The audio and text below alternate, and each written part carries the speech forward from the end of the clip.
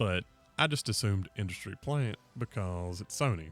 And the big three always seem to get a property if they have a new one up listed for Game of the Year. They don't always win, but they usually get it there. So I assumed it was a Bot victory because it slipped under my radar so thoroughly. Like, I had no idea it was as popular as it was. I still don't know that it was as popular as it was.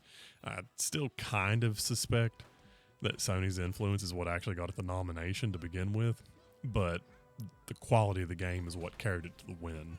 So I don't know that it got in there, and I don't really think if this had been an indie game that it would have caught quite the same level of attention that Sony did. I actually think that it would have probably gotten more comparisons to Mario, and that would have probably held it back from winning.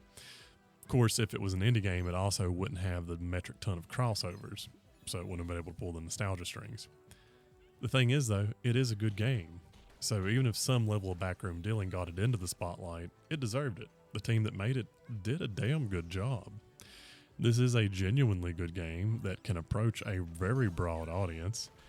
And yeah, I would have picked something else, but I can appreciate that people that did pick it didn't make a bad choice. They just valued different things than I do for Game of the Year. And it's not one of those instances where I think they were objectively wrong. It's one of these things where I feel like personally it wasn't for me, but I can at least now understand why it won. I do think it was a good game. So I've kind of come around on that. And it's more than just the nostalgia that I now feel for it, because I really have enjoyed spending my time with my daughter playing it. It's that it is a genuinely good game. I feel the desire to play it sometimes even when she doesn't want to play it. I kind of resist it because it's become a thing for she and myself.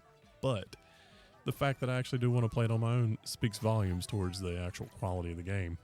And it does scratch an itch that Nintendo, for whatever reason, refuses to scratch more than once per console generation. It's a good game. Maybe it will actually push Nintendo to innovate a little bit as far as Mario goes and actually do something a little bit different with it. Although Pal World didn't push them to do anything different with Pokemon. So, I don't know.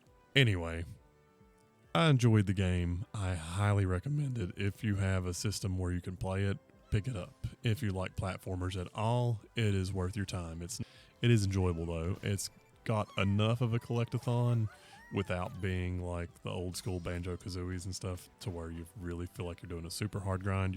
I don't know. You'll put enough time into it to get your money out of it. Let me just put it that way. And at the end of the day, if I can beat it and come as close as to 100%ing it as I have, you absolutely can too.